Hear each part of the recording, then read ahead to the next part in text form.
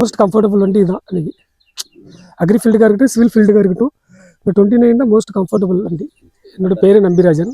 Agri service பர்பஸ்க்காக தான் இந்த பொக்லைன் வண்டி எடுத்துக்கிறேன். மேக்ஸிமம் அக்ரிலேருந்து தான் அதிகமாக ஓடிட்டுருக்குது. கிட்டத்தட்ட இதை நாங்கள் எடுத்து ஒரு 8 மாதம் ஆச்சு இந்த வண்டி எடுத்து. வண்டி நல்லா இருக்குது. அக்ரியில் இந்த வண்டிகள் சேற்றுக்குள்ளெல்லாம் போய் தான் வருது. இது வரைக்கும் சேற்றில் சிக்கி நாங்கள் இழுக்கிற கண்டிஷனுக்குலாம் வரல. இல்லை இதில் விட்டாலும் ஏறி வந்துடுது. அந்தளவுக்கு பெர்ஃபார்மன்ஸ் நல்லா இருக்குது. சர்வீஸும் நல்லா இருக்குது. 3 சில்லரை மணி நேரம் இப்போ ஓடிட்டுருக்குது. 2 to 2.5 வரைக்கும் சாப்பிடும்.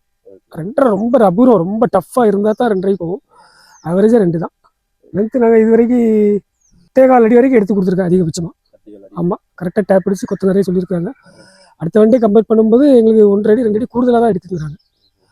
பில்லர் எடுக்கிறதுல 10.25 அடி 10 அடி வரைக்கும் எடுத்துருக்குறோம். வண்டி மேக்ஸிமம் அதிகமாக இந்த 800 ஹவர்ஸில் ஒரு 600 ஹவர்ஸ் விவசாய வேலையில் தான் நாங்கள் யூஸ் பண்ணியிருக்கிறோம். வாழைகளுக்கு மண் அணைக்கிறது, 2 வாழைக்கு அடியில் அந்த தண்ணி கட்டாமல் இருக்க கால் எடுக்கிறது, அப்புறம் விவசாயம் அந்த தண்ணீருடைய வாய்க்கால் துடைக்கிறது, இந்த மாதிரி வேலைகள் தான் நாங்கள் அதிகமாக யூஸ் பண்ணிகிட்டு இருக்கோம்.